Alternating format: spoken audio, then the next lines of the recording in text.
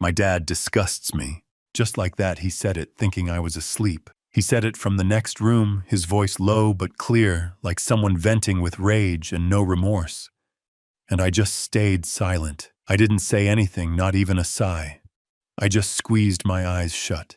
It hurt more than any sickness, more than any blow life had ever dealt me before.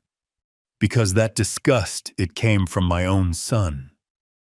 My name is Elias. I'm 78 years old, and this story you're about to hear isn't pretty, but it's true.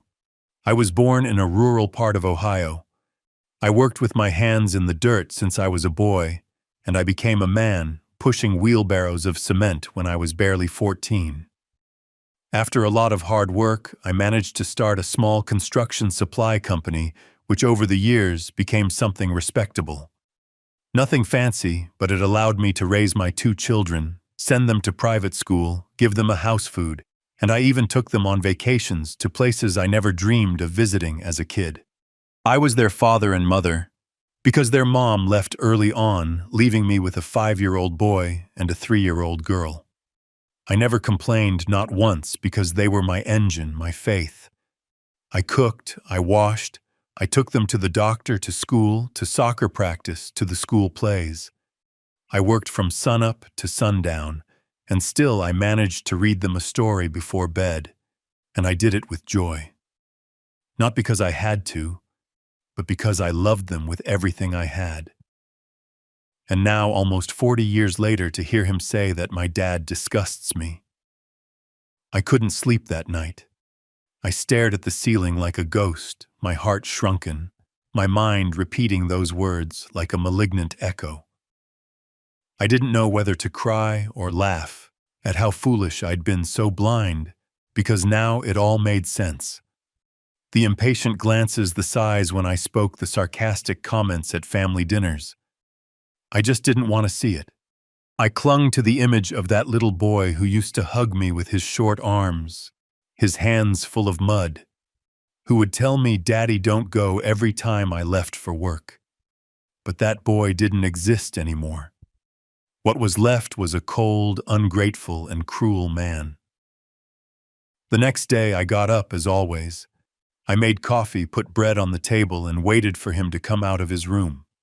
When I saw him, he greeted me with that same old face, as if nothing had happened. "How did you sleep, Dad?" "Fine, son, just fine." And I offered him coffee without a hint of resentment in my voice, because I already knew what I had to do. Not right at that moment, but something inside me broke, or rather something awakened. Throughout the day, his words wouldn't leave my head. I looked at myself in the mirror and asked, "Is that me a burden? A nuisance, an old man who causes disgust?" I remembered all the times I didn't buy myself clothes to pay for a course for him. All the times I slept in the living room when he came over with his wife so they could have their privacy. I remembered the day I signed over the title of a car to his name without asking for anything in return. And the time I got him out of a debt with the IRS by selling part of my land. All of that, all of it, was in my heart, like deep footprints. And still, now I disgust him. I didn't say anything, not that afternoon, not that night. I went to sleep in silence again, but this time I didn't feel defeated. I felt calm, like someone who finally accepts a truth. And when you accept, you act, but without drama, without shouting, without slamming doors. Because when a father realizes his son no longer loves him, you don't beg for love, you gather your dignity, you lower your head, you put your pride in your pocket, and you leave. I'm not going to tell you what I did just yet, but I assure you, one thing: I didn't stay there. I didn't wait for him to change. I didn't go looking for comfort. I didn't go asking for explanations. I just observed and took a mental note. On the third day, while he was working from the dining room on his laptop, I passed by and heard him talking on the phone with someone. "My dad is still here, yeah? Same as always. Old slow. I don't know. I don't want to live with him anymore. It's like having a piece of old furniture in the house, but one that breathes. And he let out a laugh, a low, mocking laugh. I went out to the garden. I sat alone. I looked at the house, that big, beautiful house I built with so much effort. That house was in my name, all of it valued at over $1.5 million. Yes, all mine. And then a deep silence washed over me.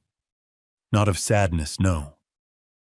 It was a silence of certainty, as if a voice inside me said, "Elias, it's time." That night I opened a drawer in the wardrobe. I took out a blue pen and an old piece of paper that had been folded in there for years. And I started to write something. Something he would never forget.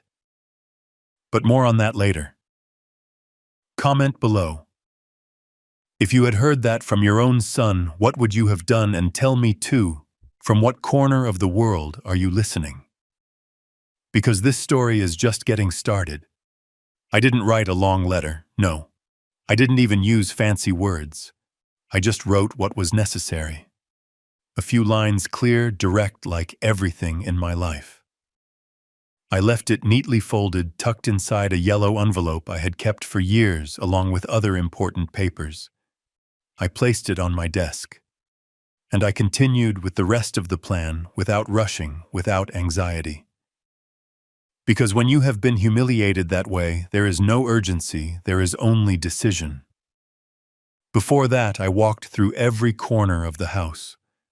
Not to cry, not to remember, but to look with different eyes, with the eyes of someone who no longer belongs.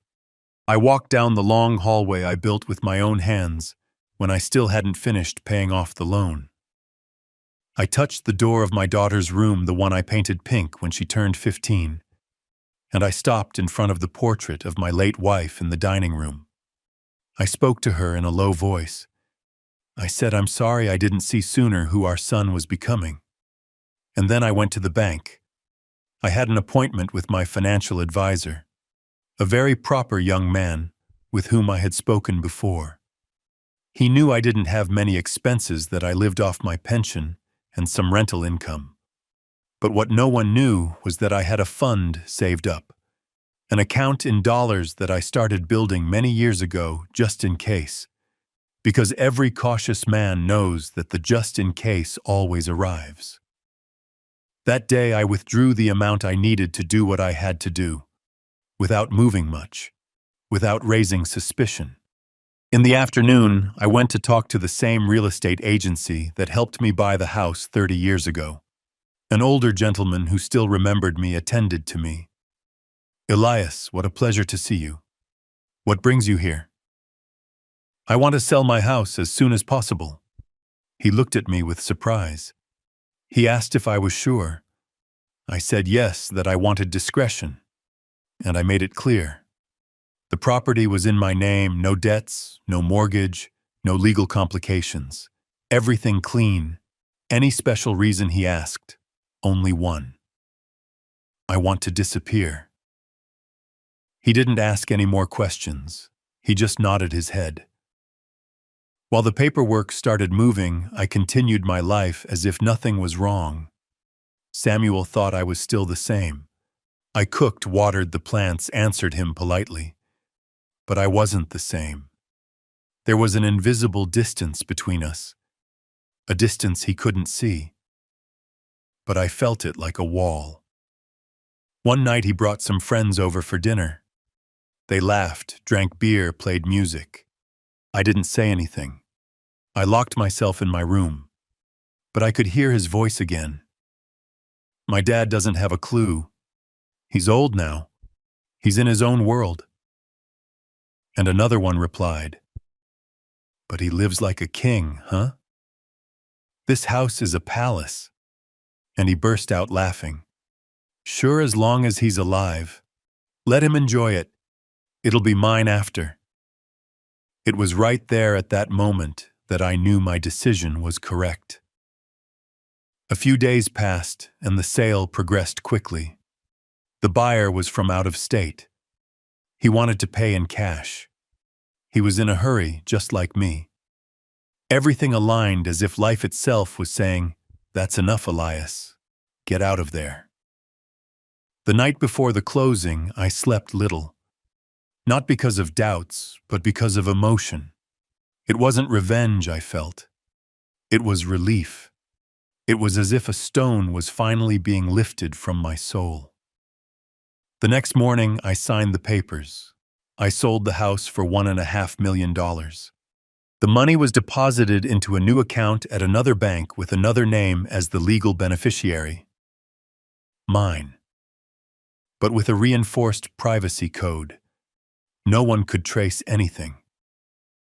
I had it all planned. Everything clean. I returned to the house, which from that moment on was no longer mine. Samuel hadn't come back from work yet. I had time. So I went up to the room, packed my suitcase, my usual one, the green canvas one. I packed enough clothes, my documents, my father's watch, a couple of old photos, and of course the envelope with the note. I left it on the dining room table with a rock on top so it wouldn't fly away. And I left. I didn't take a taxi. I walked to the corner. I took a bus downtown. From there, straight to the airport. I had already bought the ticket 3 days ago. A one-way ticket. No return. No notice. No goodbyes.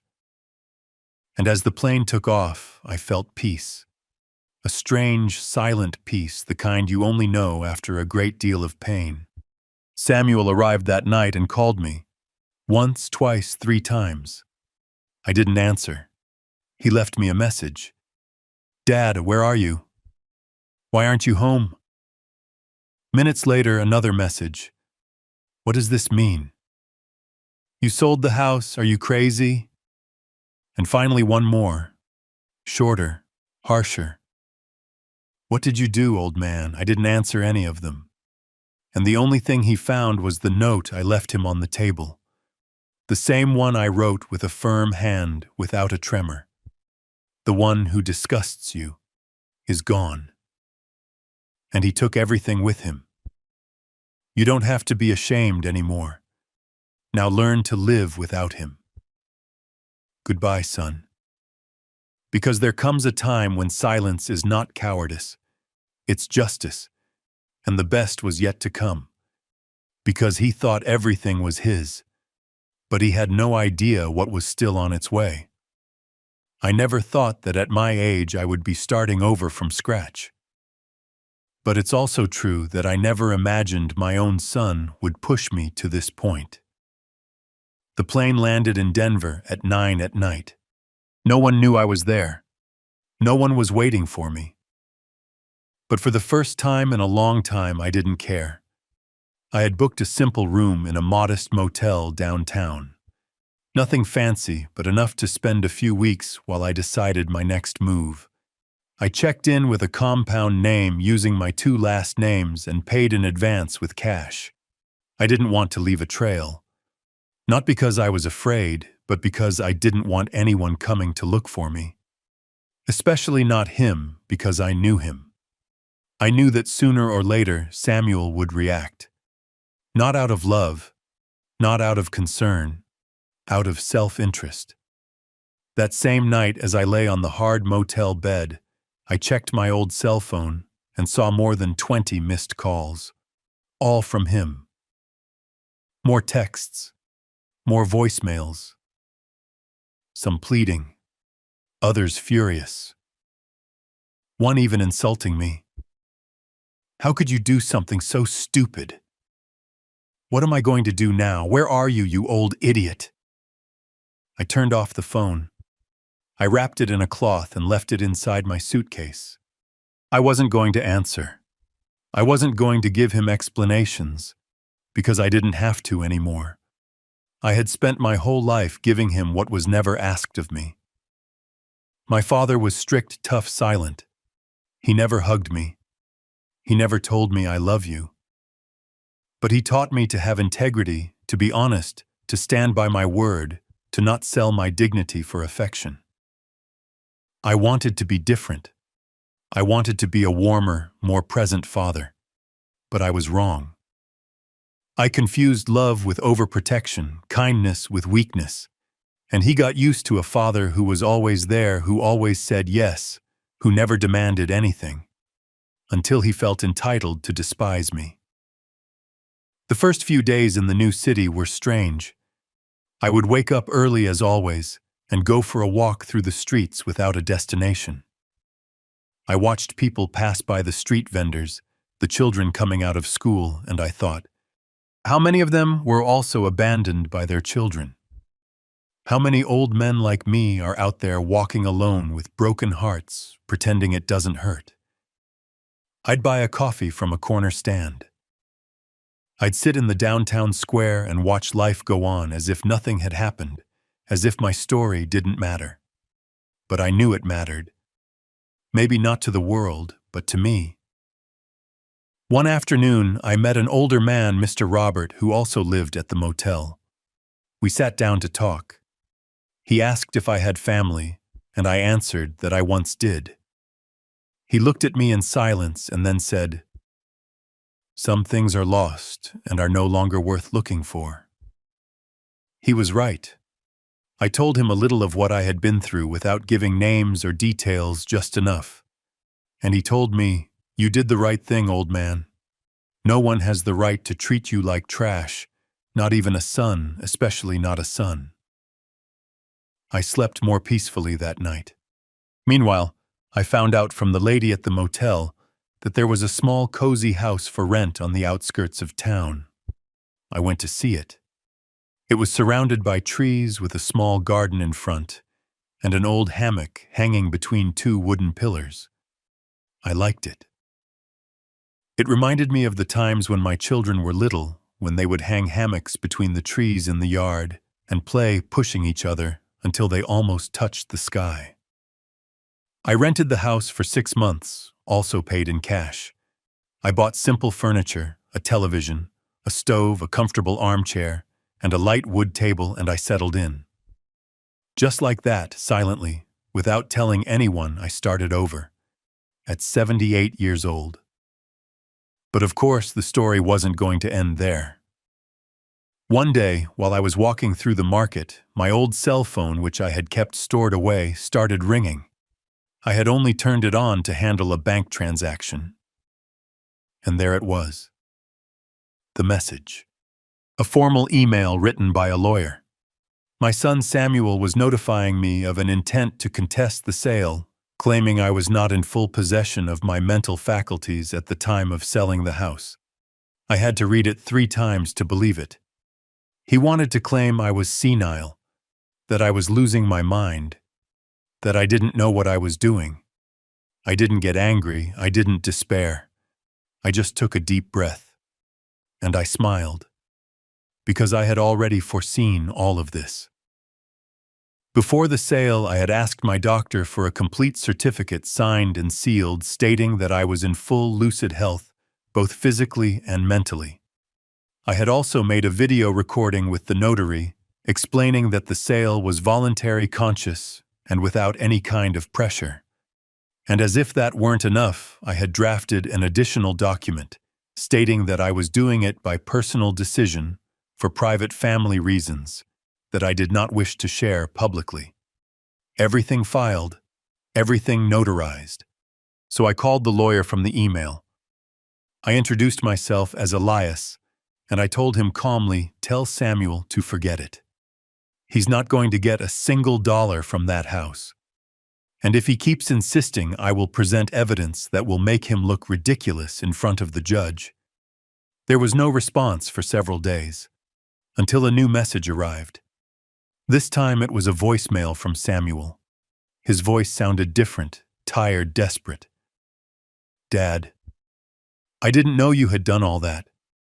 I didn't think you would really leave like that.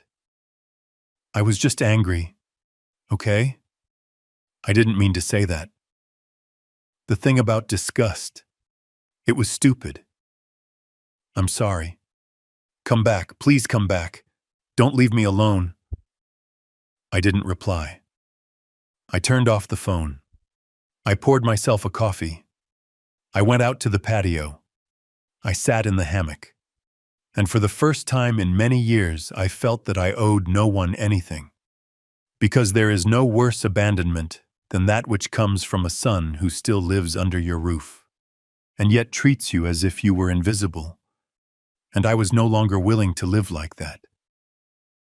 No more. Never again. I hadn't planned on hearing from him again. After all, what more could he say to me? I had already heard it all. And what hurts the most is not when they yell at you in anger, but when they despise you in a low voice thinking you can't hear them. The thing about disgust, it wasn't just a word. It was a sentence. And when a son sentences you like that, there's no going back. However, life has its own twists, and sometimes someone who has already resigned themselves to closing a chapter receives an unexpected call. This time it wasn't him. It was his sister, my daughter Monica. The call came on a Tuesday morning. I had just returned from the market with freshly baked bread and some tomatoes to make my soup. I answered without looking at the number. Dad. Her voice. I recognized it instantly, and I was quiet for a few seconds. Dad. Are you there? Yes, sweetheart. I'm here. There was silence on the other end, a silence full of pent-up emotions. It was hard to find you, she said with a broken voice. No one knew where you were. Samuel didn't want to say anything. He just told us you had sold the house and disappeared. And what did he tell you about why I did it? He said you had a crisis, that you weren't well anymore. I chuckled softly. Of course, that sounds very convenient. Dad. I didn't know anything about what happened. I swear. But I suspected because he hasn't been the same for a while.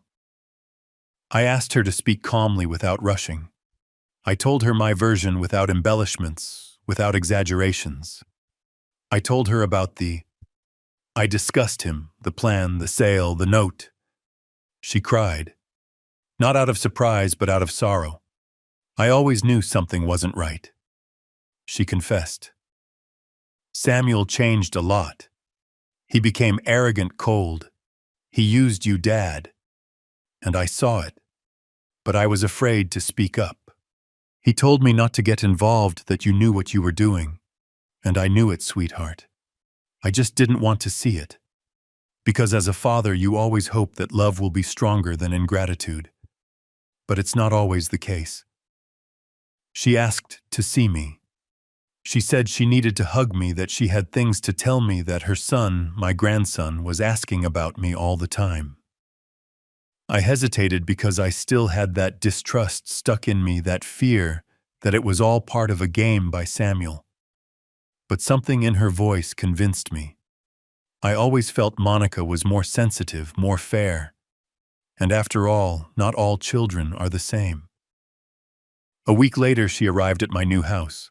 I saw her get out of the taxi with her eyes full of tears, carrying a bag of pastries and a box of old photos. We hugged for a long time.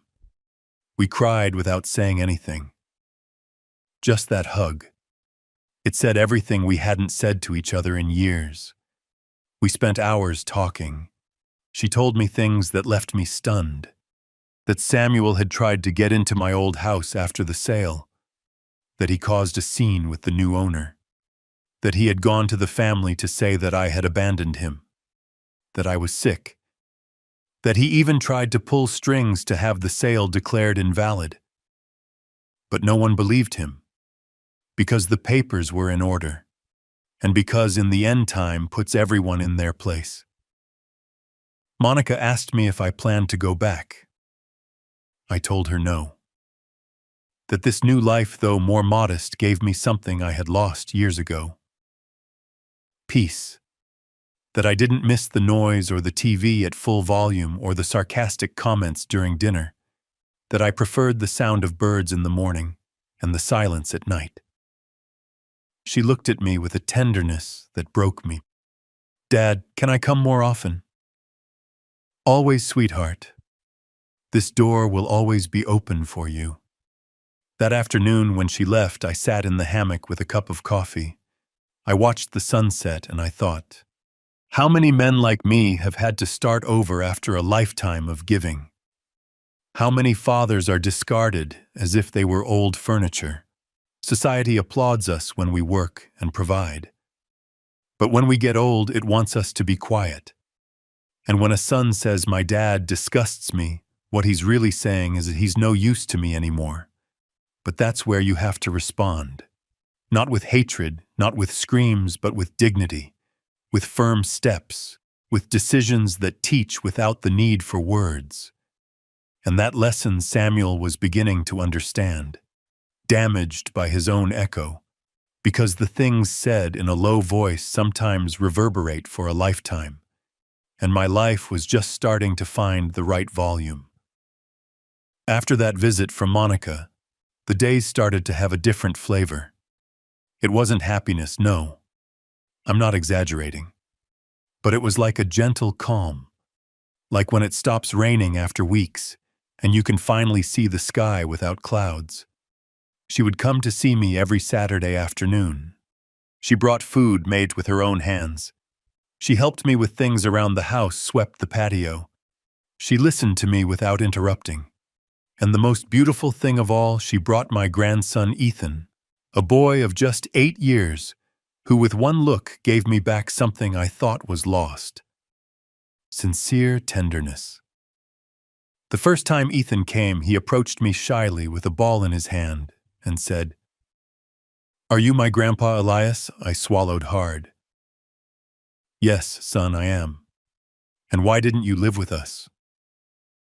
"Mom said you were on a trip." I looked at him carefully. I chose my words. Sometimes adults also need to find their place, son. Is this your place now? I think so. Do you like it? He nodded, and without another word hugged me tightly. No explanations, no judgments. That hug was the medicine my soul needed. As the weeks went by, my life took on a new routine. On Mondays, I cleaned the house. On Tuesdays, I went to the market. On Wednesdays, I walked in the park with Mr. Robert. On Thursdays, I wrote in a notebook where I started to record my memories. On Fridays, I cooked something special. And on Saturdays, I waited for Monica and Ethan with open arms. Never on Sundays. She could never make it. She said Samuel always demanded her presence on that day. Ironic, isn't it? Now he was demanding attention after having turned his back on me as if I were an old dog. But don't think he stood still. No, his ego wouldn't allow it. After the legal route closed for him, because he couldn't contest the sale or claim my incapacity thanks to the documents I left signed, he looked for ways to smear me through other means. He called distant relatives saying I had left him on the street, that I had gone crazy, that I needed help. Some wrote to me with a concerned tone, others with judgment hidden in sweet words. But I didn't respond to any of them, because at that point I no longer owed explanations. I was no longer going to beg for understanding. One day, a letter arrived handwritten with no return address. I recognized it instantly. Samuel's handwriting. It was brief, cold. It said, "I don't know what you gained from all this. You only managed to split the family apart. You took from me what was mine by right. I hope you're satisfied. I hold no grudge against you, but time will put things in their place. Goodbye, Dad." I read the letter 3 times, not out of emotion, but out of disbelief. Nowhere did it say sorry. In no line was there a hint of self-criticism. Not a question, not a show of humility. Nothing. Just wounded pride and manipulation disguised as courtesy. I burned the letter in the patio, without anger, just for emotional hygiene.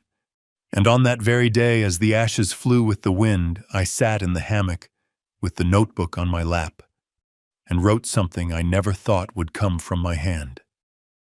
Sometimes to heal, you have to break the mirror and stop looking for the reflection that never existed.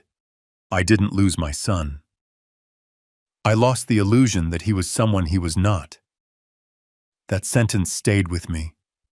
It was like a key to open many internal doors, and every door that opened freed me from a guilt I had placed on my own shoulders. Because yes, there were days when I wondered if I failed as a father, if I was too soft, if I should have set boundaries sooner. But then I told myself, no. You are not guilty of loving.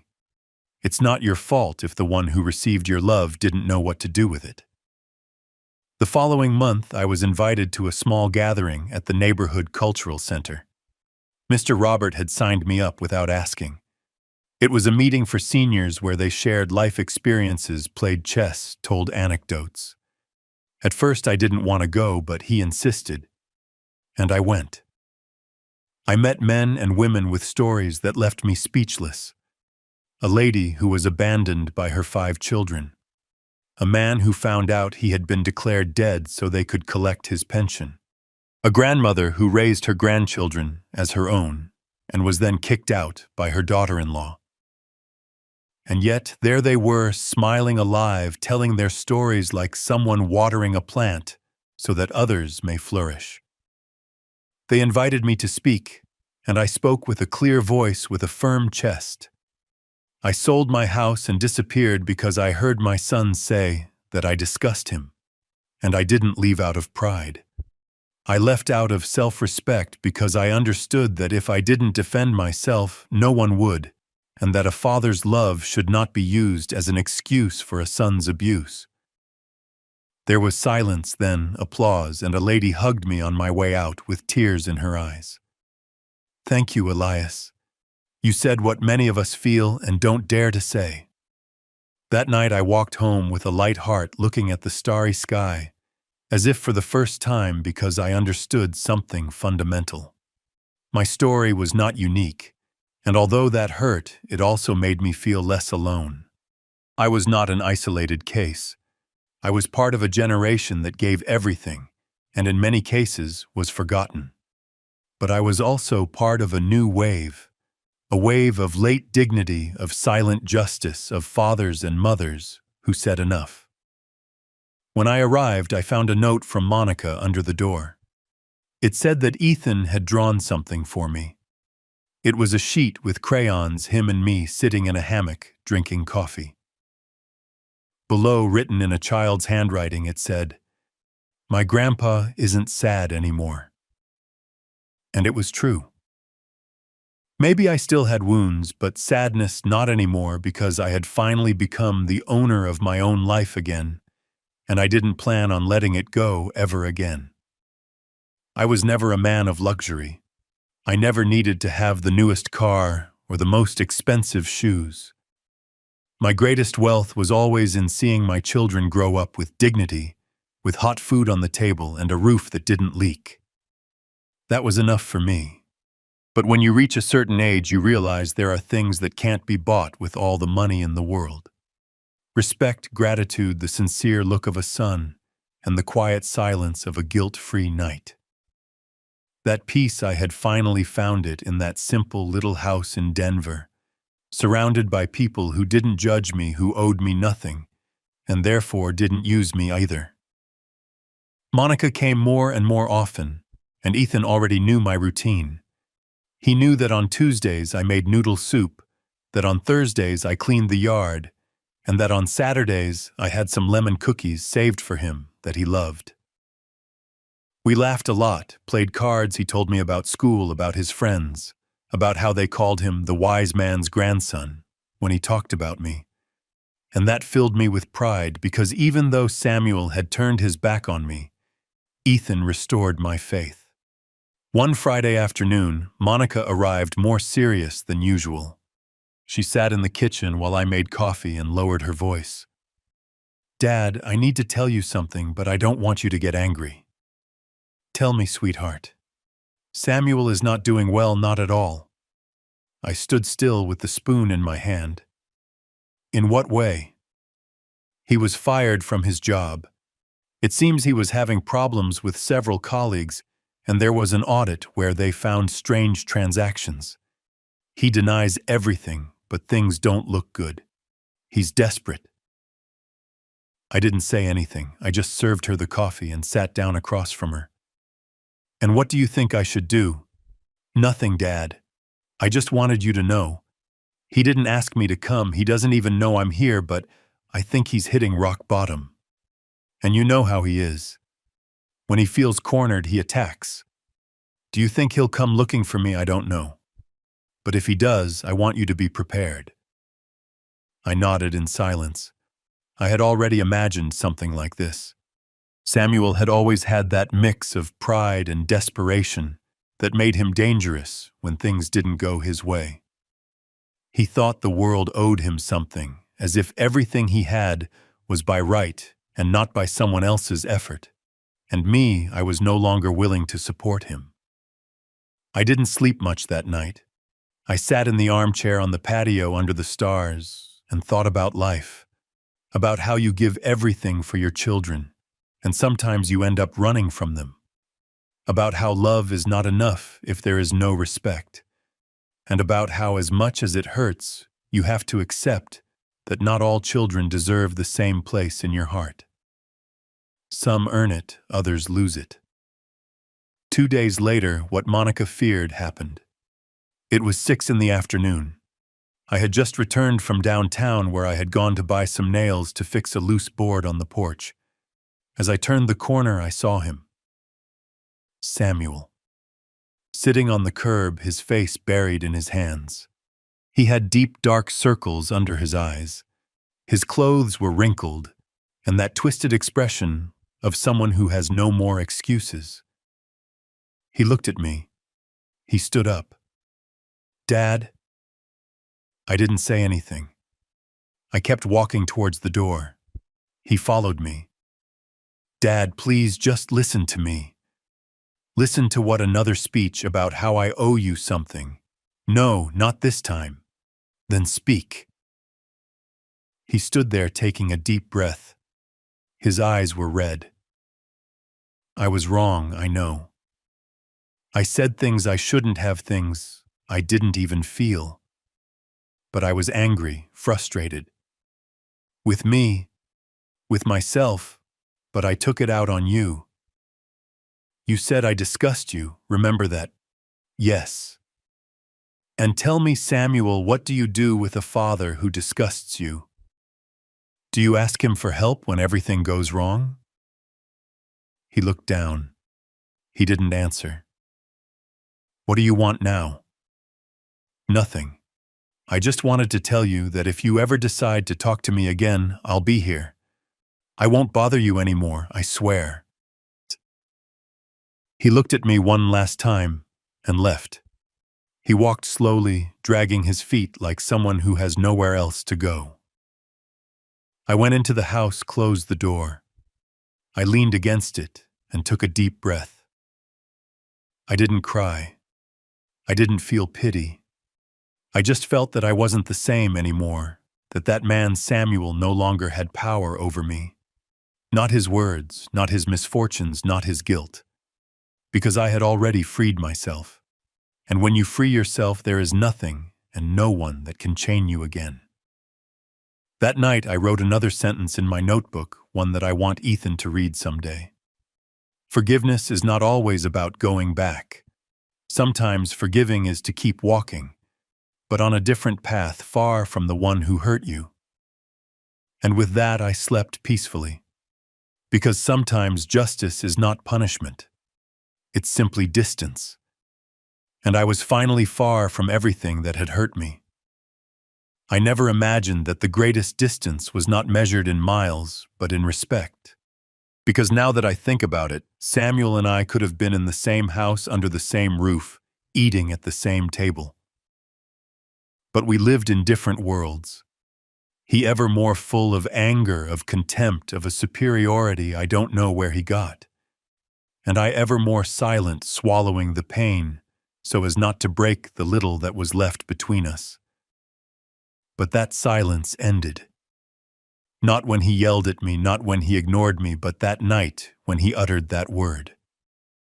Disgust, that was the spark. What came after was the fire that consumed everything. After that fleeting visit where Samuel appeared in front of my house, defeated with swollen eyes and no strength to invent another lie, I knew he had lost something much more important than a house.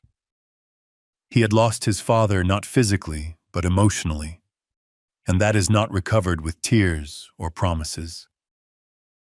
That night, I slept deeply, perhaps for the first time since it all began. I didn't dream of him, I didn't think about what I could have said. I just felt peace, the peace of having said enough. Weeks went by. Monica came more often. Ethan was already running around the garden as if it were his own, and I even hung a new hammock just for him. The neighbors greeted me by name. They invited me to give some talks at the Senior Cultural Center, and although I resisted at first, I ended up going. I told part of my story without giving names. Many men hugged me afterwards. One with tears in his eyes told me, "Thank you for saying what I don't dare to say." And I understood that the silence of old men is sometimes more of a scream than resignation. But when one decides to speak, others rise up with you. One Friday afternoon, with the cool breeze coming down from the hill, Monica told me that Samuel had gone to her house, that he was worse without a job, in debt, and that he had even tried to sell things from his apartment without the landlord's consent. They had threatened to report him, and there he was again, wallowing in his own disaster, looking for culprits outside without looking at what he had sown. "And what does he want now?" I asked her. "He says he needs help, that he can't do it alone." "And you believe him?" "No, Dad, not anymore, but he's my brother, and I am your father, and that's why I'm here with you."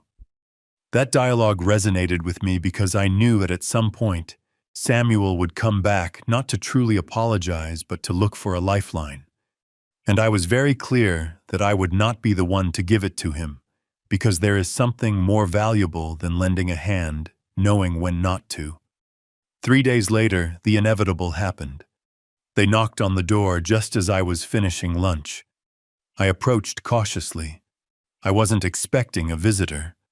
I opened it, and there he was, Samuel.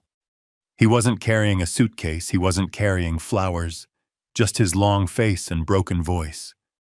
"Dad, I have nowhere to sleep tonight." I just looked at him. I leaned against the doorframe and said nothing. I lost everything. Everything. What you lost wasn't everything, Samuel.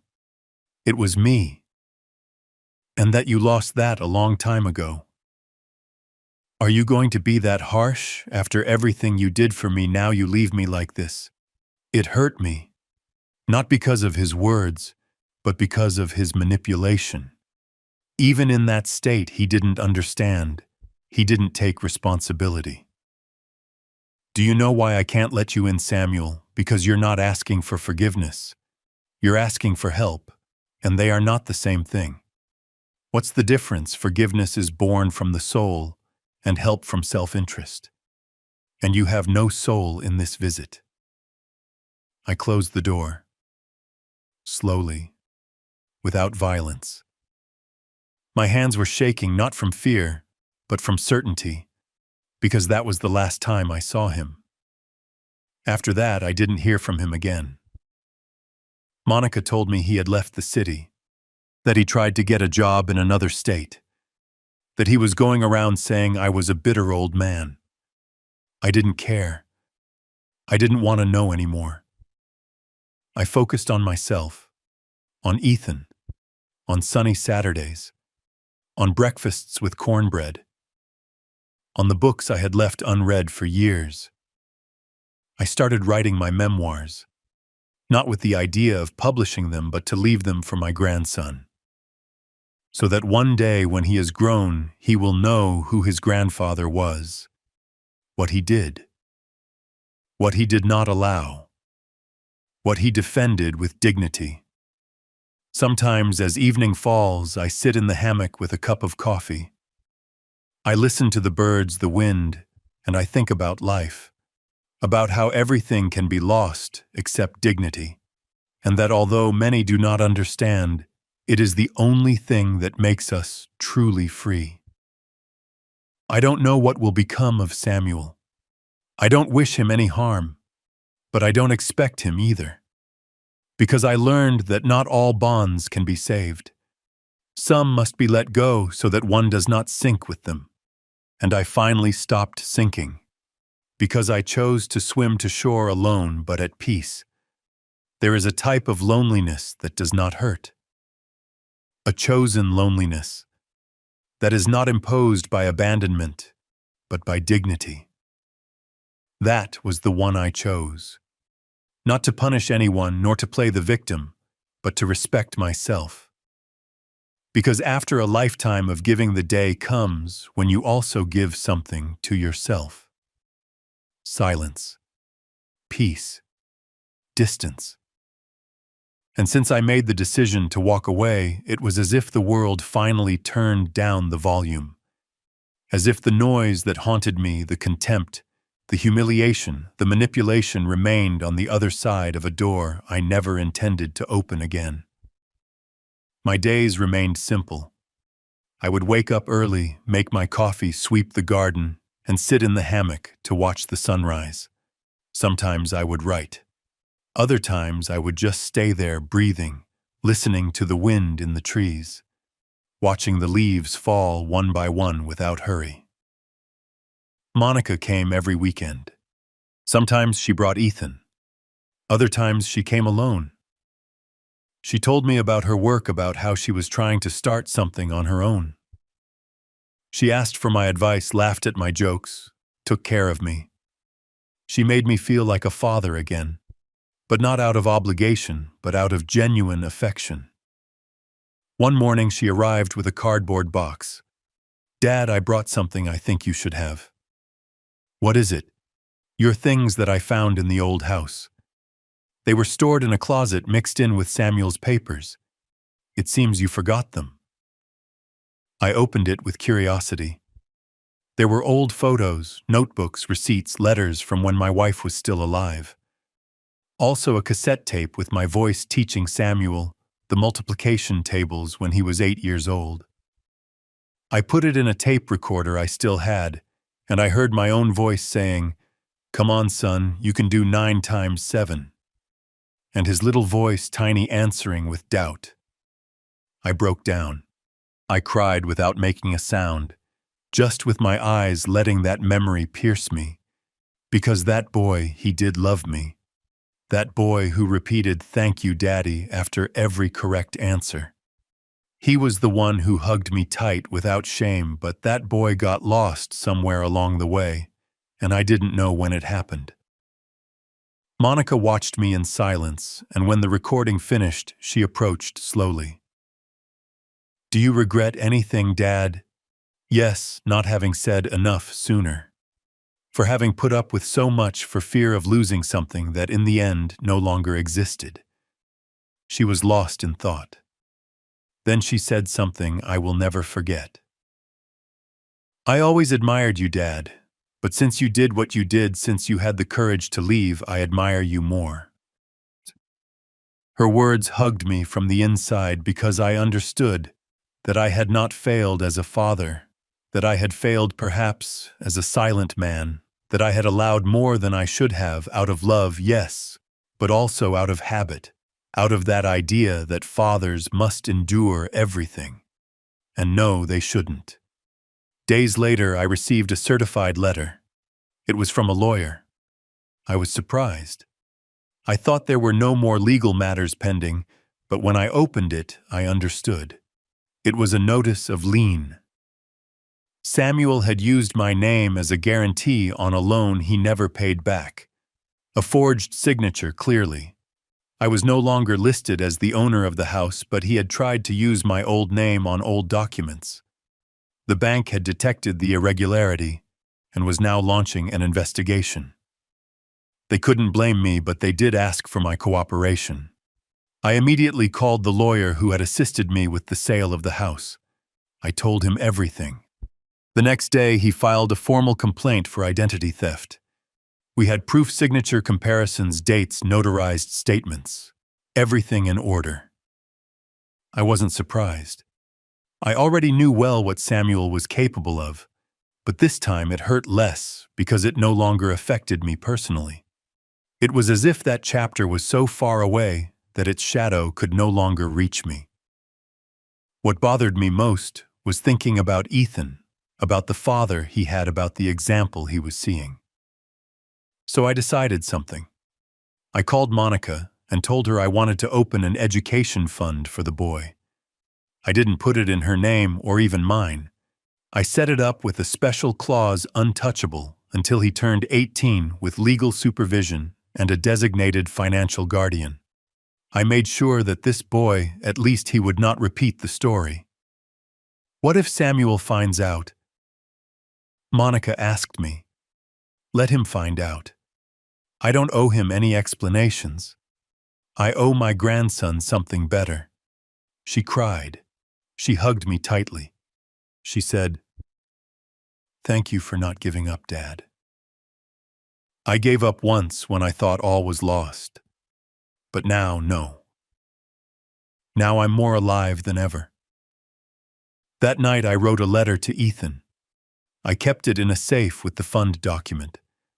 I told him who I was, what had happened, how a man can fall but can also get up. I told him I always loved him, that he was my hope in the midst of the shipwreck, and that I hoped that one day he could also be a dignified, just man, different from his father.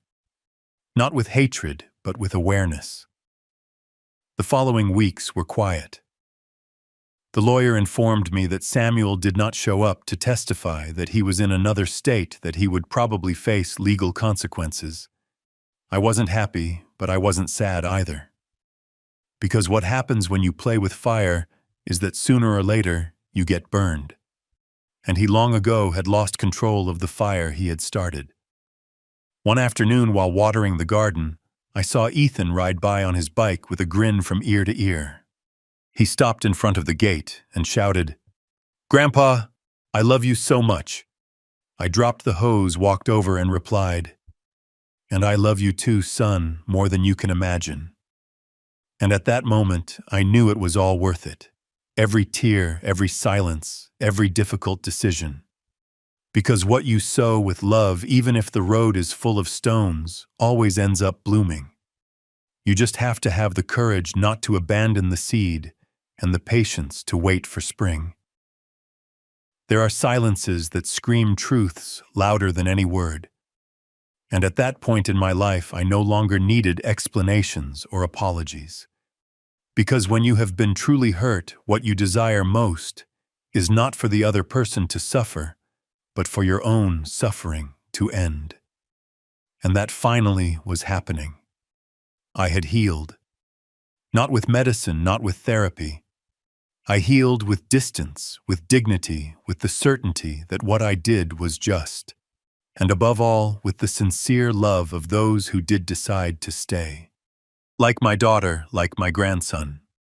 My routine had become sacred. I would wake up early, read a little before breakfast, take slow walks around the neighborhood, greet the neighbors, sometimes help carry a bag, or just sit on a park bench to watch life go by. I discovered that you can start over even in your 80s if you stop expecting something from others and start listening to yourself. But one Sunday, when Monica didn't come as usual, I felt something strange, a restlessness in my chest. It wasn't anxiety. It was as if the air had become thick. I thought maybe she was sick. The next day, she called me, "Dad, I need you to be calm about what I'm going to tell you." "Did something happen, Samuel?" "He's been arrested." I didn't say anything. "Why?" "He tried to forge a signature on a property document that no longer existed. The new owner of your old house reported him. They arrested him leaving a notary's office." "Is he in jail?" "Yes." "And you went to see him?" "I went, but they wouldn't let me in." He just asked me to let you know. I sat in silence by the window, watching an elderly couple walk by holding hands. I thought, at what point did everything break? When did my son become a stranger?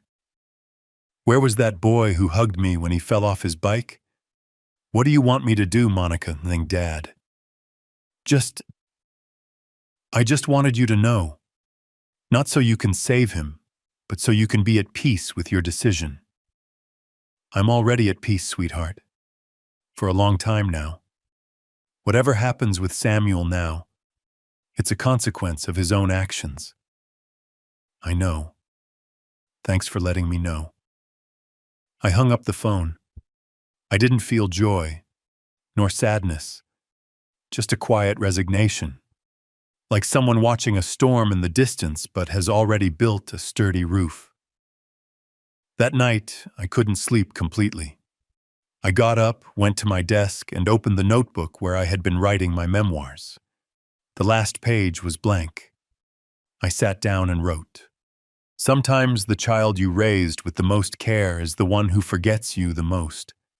But true love is not in those who demand from you, but in those who care for you without asking for anything in return. And that is the great lesson this life has taught me. The next day, I went to the market as always. I bought bread, tomatoes, coffee. I greeted the man at the vegetable stall, chatted with the lady at the flower shop. I walked back slowly, enjoying the sun. Life, despite everything, was still good to me. Maybe because I stopped forcing what wasn't meant for me. Maybe because finally I learned to choose myself. Monica visited me the next day. She brought cinnamon cookies and an envelope. Dad, he wrote this. I don't know if you want to read it. I left it on the table unopened. I'm in no hurry. Take your time. Did you read it? It's for you. We spent the afternoon together. Ethan was at a friend's house, so we talked without interruptions. She told me she was thinking of moving to a house closer to mine, that her job allowed her to. I told her not to do it for me. It's not for you, Dad. It's for me. I want Ethan to have you close, to grow up learning from you.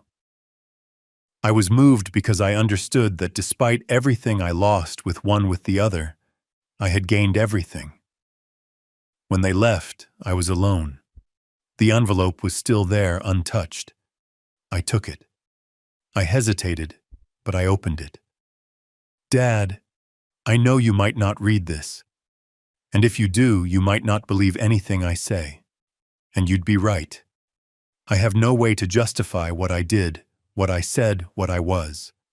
I failed you. I humiliated you. I made you a target for my anger. And worst of all, I never even stopped to ask if you were okay. I don't know at what point I became that man. I don't know when I drifted so far from you. Today, from this cold cell, all I can do is look back and understand that you were too good to me, that I never deserved so much, and that the disgust I spoke of wasn't for you. It was for me. I don't expect you to forgive me. I just wanted to say it. Samuel. I folded the letter. I put it in a drawer. I didn't cry. I didn't break. Because I no longer needed that forgiveness to be at peace. My own I had already made. Not with him, but with myself. Because I understood that forgiving is not always about reconciling. Sometimes it's about letting go. Weeks passed. Monica told me that Samuel would remain in custody for a while, that he might face a trial, that she didn't want to get involved anymore. And me neither. I only asked her for one thing. If one day he truly changes, if one day he becomes a just man, give him a chance. But not for me, for himself. And you, I've already done my part. Over time, life wrapped me up in other things. Ethan started learning to play the guitar and would come to practice with me. Monica opened her small business and asked me to help her with the accounts. The neighborhood knew me as the grandfather who gives advice, and many would come to chat with me in the afternoons. Once a young mother told me, "Elias, how did you manage not to become bitter after everything?" And I replied, "Because I understood that there are things you can't change, but you can decide what to do with what's left." And that's what I did. With what was left, I built something new, smaller perhaps, but more true. And every night when I close my eyes, I give thanks in silence. Not for what I lost, but for what I learned. Because sometimes the most valuable thing is not what we are given, but what we discover when no one is left. And I finally had found myself.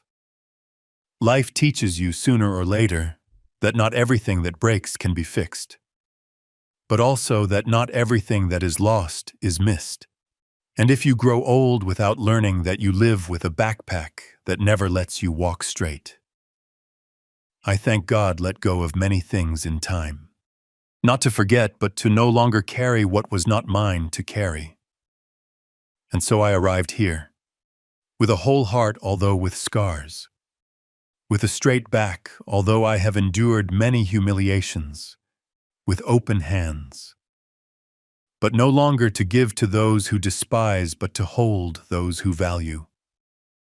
2 years have passed since that day I heard Samuel say that I disgusted him. 2 years since I sold my house, disappeared, and left that note on the table. And in that time I haven't seen him again. I haven't received any more letters. I haven't heard his voice again. And not because I couldn't, but because I no longer wanted to. Because there are things that when they break are not fixed by talking. They are just accepted and let go. My life is different now. It's not one of luxury but of tranquility. The little house I rented at first ended up being mine. I bought it with part of the money from the sale in cash without telling anyone. I renovated it with my own hands little by little, just how I like it.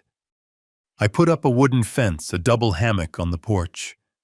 I planted plants in the garden. There's a lemon tree that's starting to bear fruit. And every time I see it bloom, I remember a phrase I wrote in my notebook. Deep roots are not afraid of the wind. Ethan still visits me every week. He's 10 now. He's a curious, cheerful, respectful boy. He listens to me as if every word were a secret. And when I tell him stories of my youth, of his grandmother, of the times when everything was slower, but more sincere, he looks at me as if he were listening to a hero. And that honors me. It makes me feel useful again. Monica is also doing well. Her cake and pastry business is growing. And although she sometimes arrives tired, she always has time to sit with me for coffee and laugh about small things. She takes care of me without making it obvious. She helps me without making me feel old. And that, for a man my age, is worth gold. One day a few months ago, she asked me if I wanted to write a will.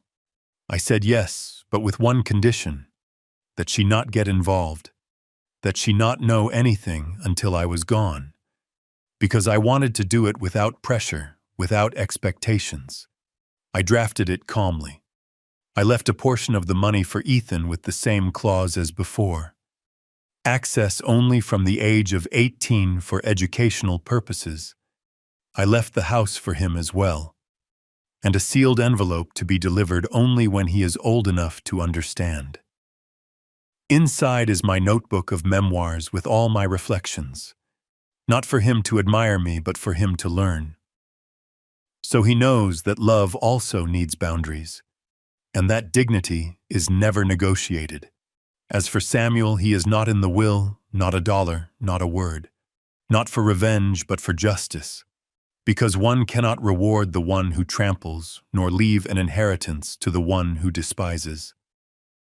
Sometimes loving a child is telling them this far, and that is also part of being a father. Recently I received an unexpected visit. It was Samuel's mother. We hadn't been a couple for many years. She had also been absent for most of the children's lives. She came looking for me not out of nostalgia, but because Samuel had written to her from where he now lives, a shelter in another state. According to her, he was alone without a steady job depending on social assistance, and he had started giving talks in emotional rehabilitation groups. I found it curious. I didn't ask much, I just listened. He says he's changed Elias, that he finally understood. And you believe him, I don't know. But he asked me to come see you. And for what? To give you this. It was a folded piece of paper. I took it. But I didn't open it right then. I walked her to the door. She thanked me for my time. She hugged me without me asking her to, and she left. I waited until night. I sat in the hammock with the warm wind on my face and I opened the paper. It was brief, very different from the previous letters. Dad, this time I'm not writing to ask for anything. I just wanted to tell you that I understood. Late. But I understood. I became the man I swore I would never be. And the worst part, I was that way with you. Today I know that I no longer have a right to be in your life, that I don't deserve even a word. But I want you to know that everything you taught me finally caught up with me. Wherever you are, I wish you peace. And thank you, Samuel. I read it only once. I didn't feel the urge to keep it, nor to reply. I just folded it slowly. I left it on the table and continued to watch the stars. Because sometimes the greatest act of love is not to go back. It is to allow the other to find their own path alone, without you having to point anything out to them. And I had already given everything. And what I didn't give was because I learned that one also has the right to protect oneself. Today I look back and I don't regret it, because every decision I made was with a clear conscience. Because when I heard that cruel phrase, "My dad disgusts me," I didn't respond with hatred. I responded with action. And that made all the difference. I no longer have a big house or family dinners with everyone at the table. But I gained something else. A life of my own. A place where I'm not pointed at. Where I'm not used. Where I'm loved unconditionally.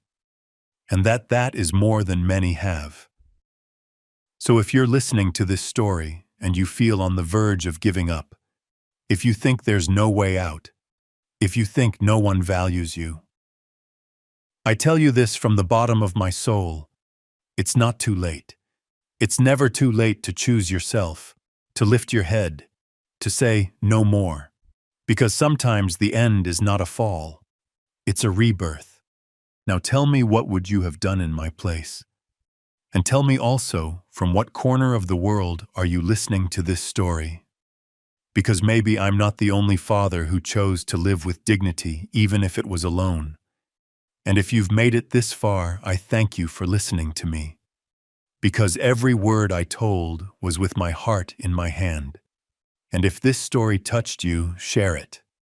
Because who knows, maybe someone else needs to hear it. And now, thank you for being here.